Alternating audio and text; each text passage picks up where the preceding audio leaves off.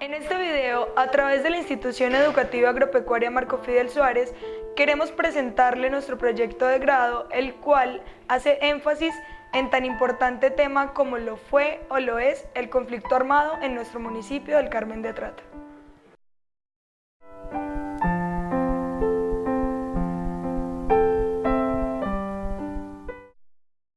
He vivido la mayor parte de mi vida pues, en el Carmen. En cierto tiempo estuve estudiando y trabajando en Antioquia. Aquí en el Carmen de Atrato prácticamente se puede decir que era un remanso de paz.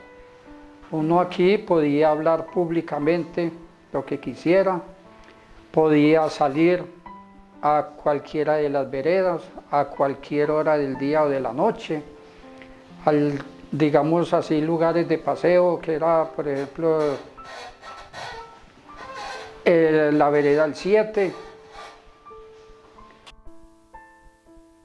el Yarumo, el Roble, ir a Guaduas, ir a la Arboleda y a cualquiera de nuestras veredas acá. No tenía ningún problema ni ningún temor. Entonces, como decía ahora, era un remanso de paz nuestro pueblo, el Carmen de Atrato, Chocó.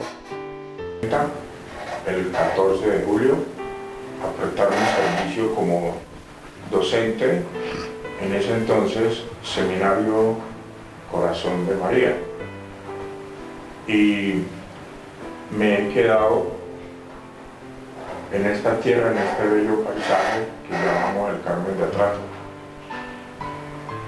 Dentro de este tiempo, estos periodos, cómo se vivía en el Carmen de Atrato.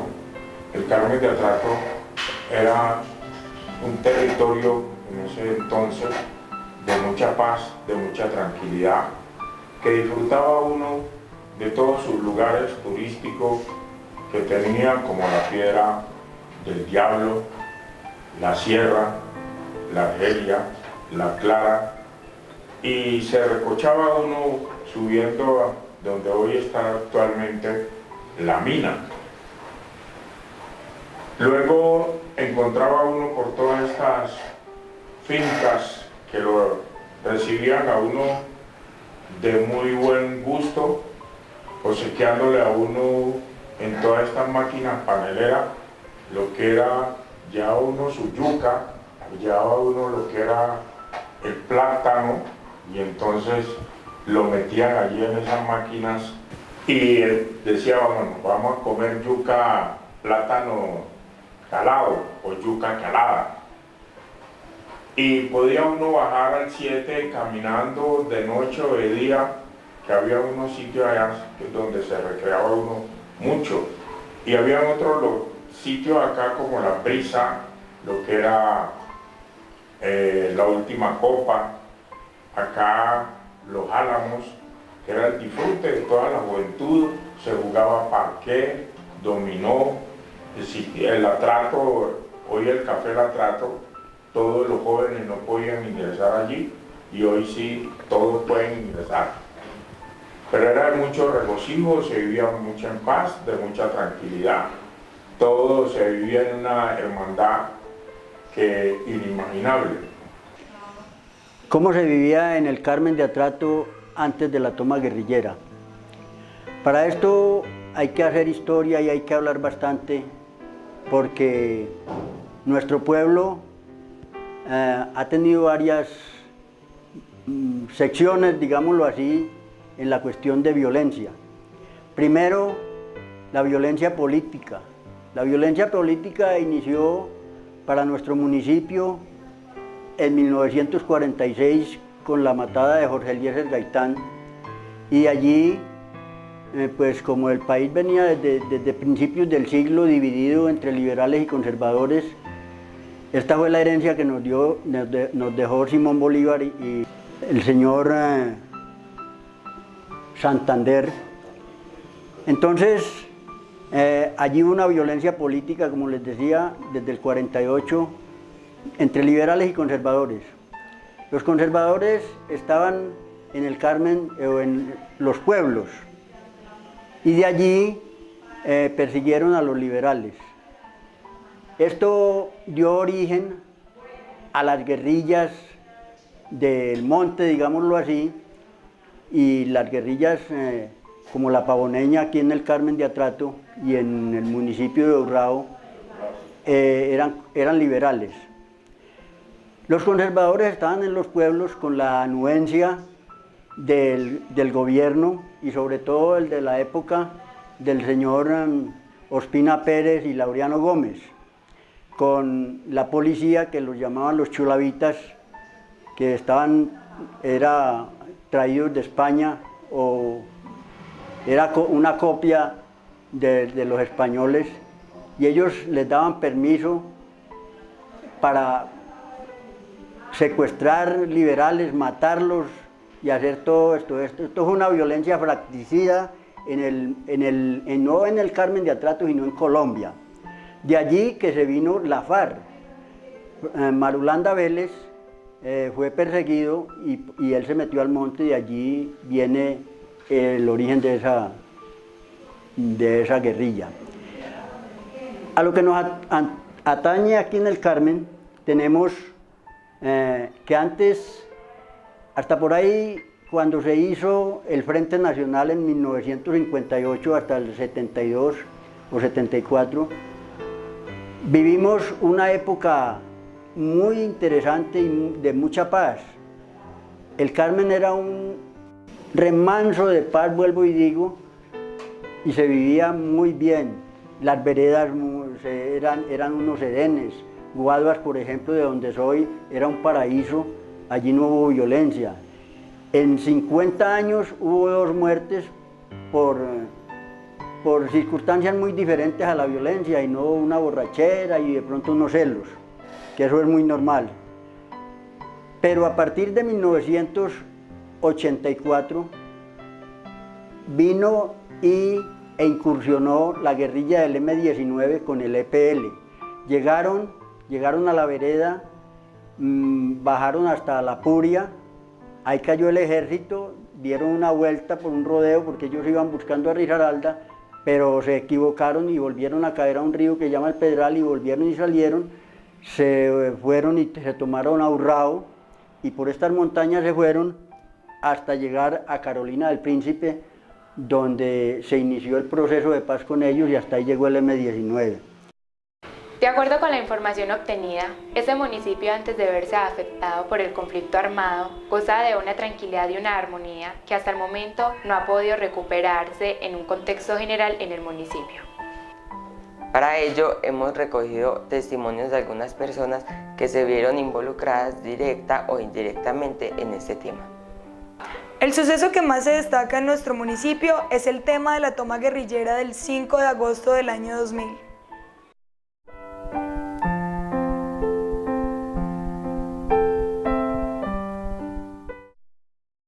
Mire, este día 5 de agosto a las 6 de la tarde se inicia acá en nuestro municipio unas horas terribles.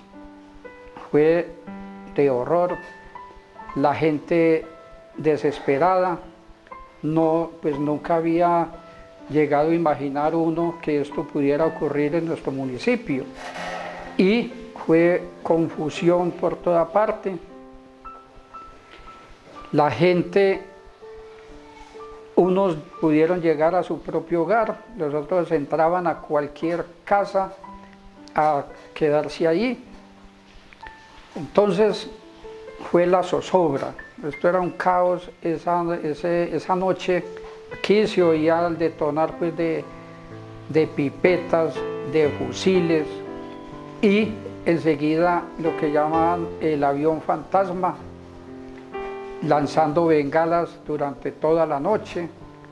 Fue una tragedia por completo, hubo varias muertes de los agentes, pues tengo conocimiento de que fueron 3 que asesinaron, inclusive el más conocido, el agente Vega, murió ahí en la propia iglesia. La iglesia fue bombardeada, ahí tiraron granadas, los pisos, la baldosa, ahí quedó señalizada porque quedaron los huecos de estas granadas que tiraron allá dentro de la iglesia.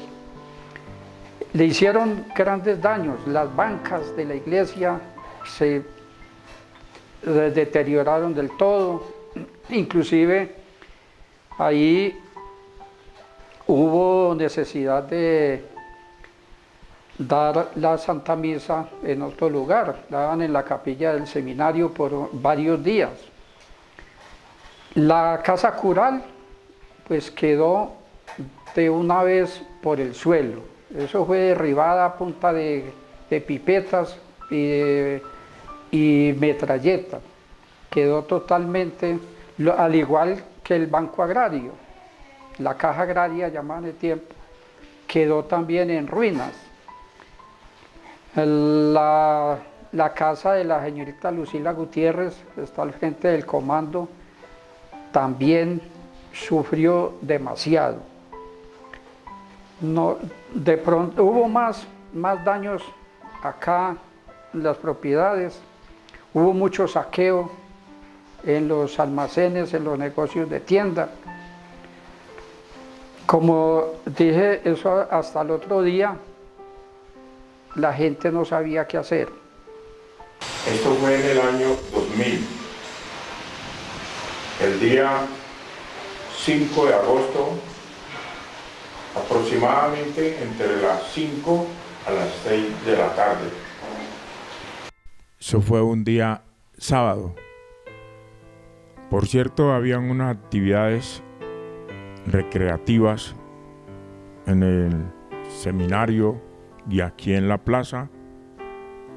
Cuando empezó el tastaseo, yo me encontraba en un lugar que se llama Las Palmas. De allí salí y le preguntamos al señor alcalde en ese entonces, señor Antonio José Ortega, qué estaba sucediendo. Él subió a la terraza del Palacio Municipal y ya estaba un señor agente leyendo una revista de esas de Memín. Se le preguntó a él qué estaba pasando y que nada. E inmediatamente empezó la cosa más fuerte. Y ya el Carmen de Atrato estaba todo sitiado de el frente 34 de la FARC. Por todos los lugares salían y entraban estos señores como Pedro por su casa. Inmediatamente la gente desesperada buscando refugio donde esconderse, y teníamos acá un comando formado casi de 18 agentes prestando el servicio acá en nuestro querido municipio. El cura párroco de ese entonces era el padre Mario Jesús Herrera. Pues hablemos del conflicto guerrillero, de la violencia guerrillera en general, no solamente de la toma guerrillera, porque sabemos que acá en el Carmen hubo varios grupos armados. Cuando esto se inició, estuvo el EPL, estuvo el ELN, la FARC, el ERG. Todos estos grupos, cuando menos se pensó, fueron llegando acá al Carmen, inclusive de una forma pues muy vedada, digamos así, porque ellos venían los sábados y domingos y estaban aquí en las heladerías como cualquier persona.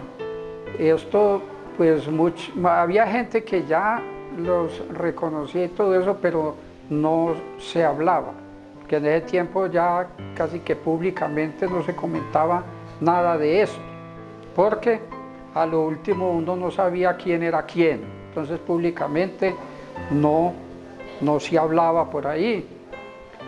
Y cuando ellos empezaron, pues había un comandante llamado Juan Camilo, era muy carismático. Él después fue dado de baja por el ejército allá en el Alto del Consuelo. Ahí cayó el ejército sorpresivamente y le dieron de baja allá en ese lugar. Inclusive cuando el levantamiento, a mí personalmente me tocó que iba para Quibdó en la escalera que salía de acá los lunes. Y a propósito de esto, ese viaje a Quibdó era peligroso, un tormento, uno de aquí a allá no tenía vida, esperando que en cualquier curva de esas iban a hacer parar el carro y lo bajaban a uno, lo requisaban, le pedían documentos de identidad y todas estas cosas. Entonces era un peligro, sin embargo uno viajaba por ahí resuelto a esas cosas. Guaduas quedó perdido hasta el 2003 y 2004, cuando el señor Álvaro Uribe Vélez mandó el ejército a que recogieran a esta gente.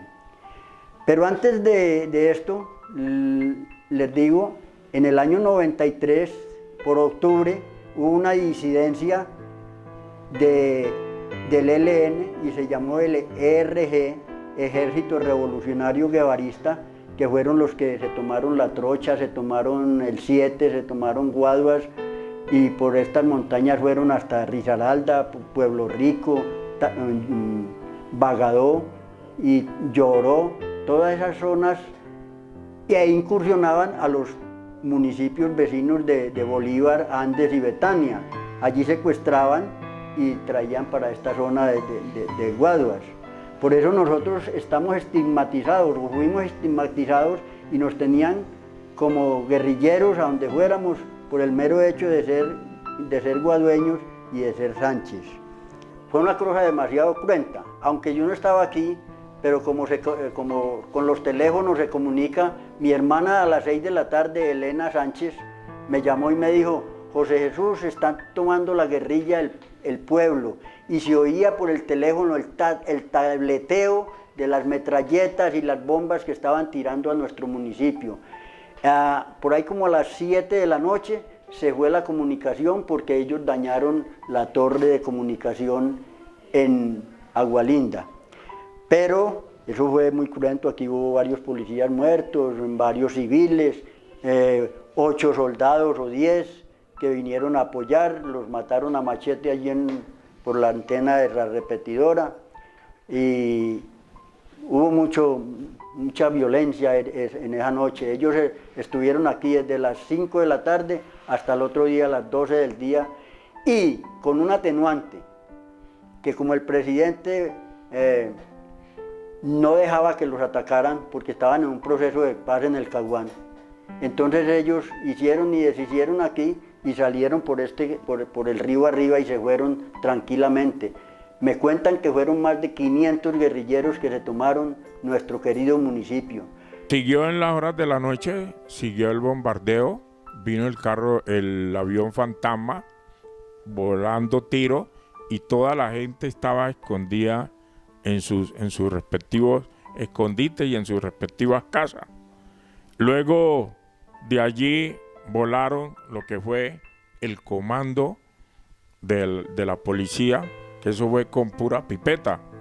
Se volaron el Palacio Municipal, la Casa Cural, el Banco Agrario, que por cierto en esa tarde habían traído la remesa y ellos no se dieron cuenta, sino al día siguiente fue que se dieron cuenta. Entonces hicieron subir toda la gente que vivía alrededor allí del Banco Agrario hacia arriba, acá a la plaza, y allá colocaron una pipeta, volaron todo eso, pero como todo este Banco Agrario era de tapia, pues esas tapias cayeron sobre la caja fuerte y fácilmente no se pudieron llevar el dinero que tenían allí. También pues la tienda comunal, que le prestaba un buen servicio acá a la comunidad, y había un control de precios también, entonces también volaron eso. Hubo un saqueo total de allí, de la tienda comunal. Bueno, y también la biblioteca sufrió mucho porque todos los libros quedaron totalmente destruidos. Yo vine en el 2004 y encontré lo que era la Casa Cural en un solar con un jardín hermoso de rosas. Ahí solté unas tantas lágrimas porque me pareció tan triste aquello, porque eso lo tumbó la guerrilla de las FARC. Eso es muy triste. Llegó el refuerzo al día siguiente. Estos policías tuvieron que esconderse porque no podían hacerle frente, casi como día anteriormente, de 700 a 800 subversivos. Entonces, en una de las partes de que hoy se habla, que es la Casa Cural, estos señores entraron a refugiarse allá al techo, al cielo raso, como nosotros decimos. Uno de ellos tenía un reloj con alarma, y para que no sonara, porque estos señores estaban buscando a los agentes y creía que el padre los tenía ahí encerrados. Y resulta que en un extremo de allí, en una de las postrimerías de la Casa Cural, entraron a refugiarse. Y este señor, este reloj, cuando le sonó la alarma, se lo tuvo que meter a la boca para que la guerrilla que estaba abajo no lo fuera a escuchar. Cuenta otro agente de policía también que los nervios le dio gana de orinar, y entonces tuvo que orinar en una bota y luego esparcir en el cielo raso todo ese orine, porque no les podía caer acá, ¿sí? Está ahí, primero dice que nos van a matar a todos. Y como ellos no le perdonan la vida a nadie, porque hay un compañero de y lo mataron ahí. Nacer después de un ataque tan atroz donde lo sacan a uno con pipetas así de esa clase. Realmente no hay derecho, no hay derecho. Desolador, muy horrible. Esta cuestión es una cosa que no nos ha tocado nunca acá. No sé ni qué decir. Estamos destruidos. Es un sentimiento de angustia, dolor, impotencia, sin poder hacer nada frente a los hechos. Me obligaron a abrir, yo abrí, con ese miedo tan horrible, y él no abre. Mucha tristeza, mucha infamia, mucha ingratitud de esa gente tan de todo.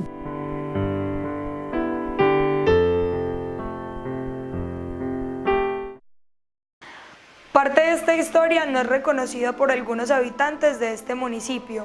De tal manera, se busca acercar a la comunidad en general a que conozca las causas y las consecuencias de la guerra, los principales actores y el porqué del surgimiento de un grupo armado en la zona.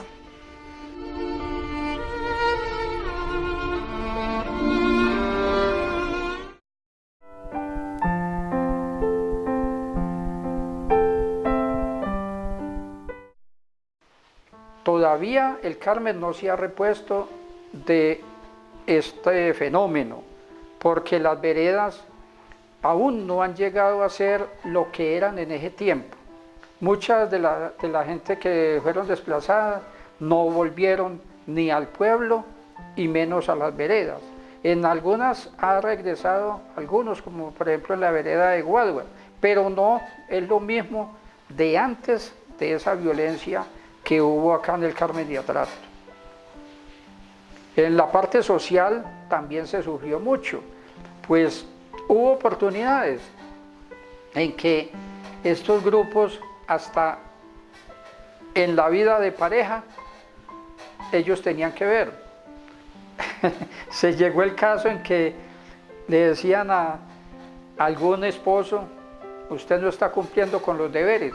Si no cumple con eso, a su esposa y a sus hijos va a ser muerto. La muerte del profesor Ignacio Cartagena, allí al frente de la capilla del 7, fue horrible, porque eso fue, según dicen, por el mero hecho de opinar en una reunión que hicieron y hacer algunas propuestas, entonces lo sentenciaron a la muerte. Y así hubo otros casos también muy sobresalientes. De todas formas, entonces el municipio quedó totalmente acabado. Esto, lo que mencionábamos, la trocha, que estaba cogiendo tanto auge, porque esto para allá tenía ya mucho movimiento, lo que eran los puentes, los días sábados y domingos, mucha gente del suroeste antioqueño ya tenía propiedades para abajo y algunos fueron asesinados y otros fueron desplazados. Inclusive, abajo del 12 tenían una fábrica de baldosas que ya funcionaba muy bien, daba mucho trabajo. También fue borrada del mapa y hasta el día de hoy no ha vuelto a resurgir.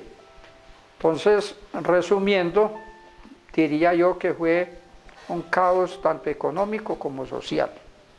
Debido a toda esa situación, mucha gente también que estaba en el campo, que tenía su poder económico, tuvo que venirse a la parte urbana, ¿sí?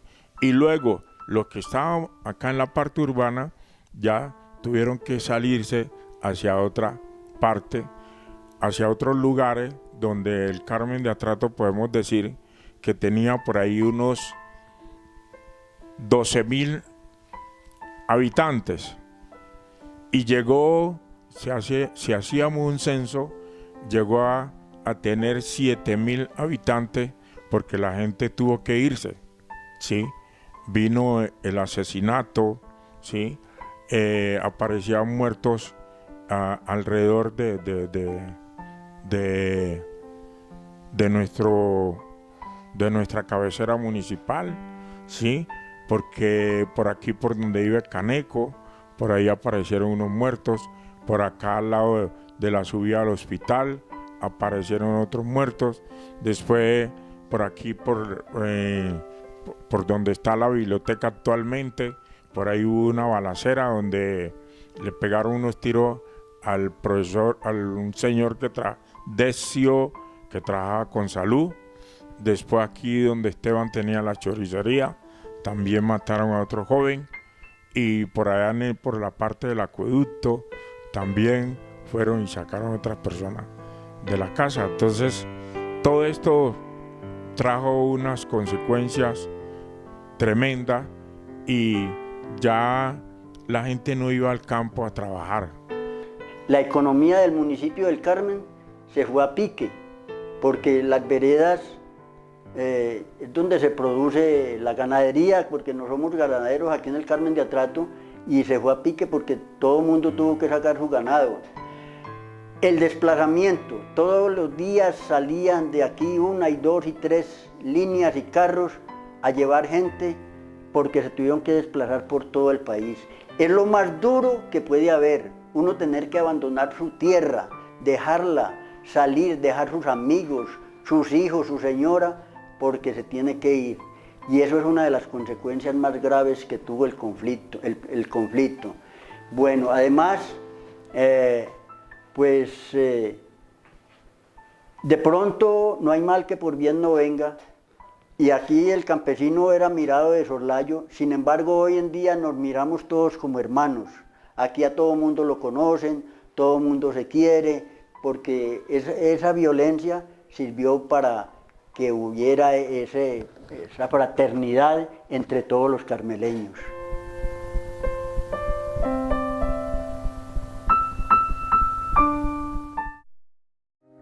Sorpresiva visita. Alegres sonaban las campanas llamando a los feligreses a celebrar la Eucaristía con maravillosas sinfonías. Mas la furia de la insurgencia nuestro bello templo casi destruyó el 5 de agosto del año 2000, sábado 6 de la tarde. Allí las balas sonaron sobre columnas y bancas, tampoco el techo escapó. Qué dolor para nuestras almas. Horror, desconsuelo y llanto trajo aquel fatídico día en que a Dios clamamos con el corazón en agonía. El bronce de las campanas con su tañer plañidero querían a Dios clamar para que terminara el juego. Reliquia de mis abuelos que a Dios ofrecieron y con todo amor allí a la Virgen del Carmen consuelo pidieron. Dan ganas de llorar sobre las cenizas de la destrucción y no poder celebrar aquí la Sagrada Misa. Dios con su sabiduría infinita sabrá dar paz a su pueblo y perdonar a los destructores con amor, cariño y desvelo. En el cielo deben estar las 3 víctimas del siniestro que perdieron sus vidas por defender el pueblito nuestro. Qué horror es la guerra que mata a inocentes y nos dejó aturdidos y atónitos por la muerte del joven Manuel Antonio. También murió Federman, un minero apreciado por todos, que tendido en la calle quedó porque las órdenes de aquellos no acató. Lástima y furia produce observar varias casas destruidas que en la calle a familias dejó arruinadas y sus mentes aturdidas. Todo el pueblo traumatizado quedó por los destrozos y el ruido de fusiles y metralletas que durante la noche se oyeron. El avión fantasma los cielos cruzaba con su pavoroso detonar, lanzando bengalas. El banco agrario voló por el detonar de pipetas que pavorosamente explotaban cual bombas que perforan las vetas. La casa cural fue otra víctima de la balacera, porque sus techos y muros se vinieron todos a tierra. A la señorita Lucila Gutiérrez, que su casa quedó en total destrucción, Dios le ha dado paciencia como recompensa a su gran devoción. Así quedó mi pueblito, de gente bella y querida, pidiendo al Dios infinito que nos conserve la paz y la vida. Este poema lo tomé de mi libro Mis intenciones literarias, autor Marino Marín Giraldo.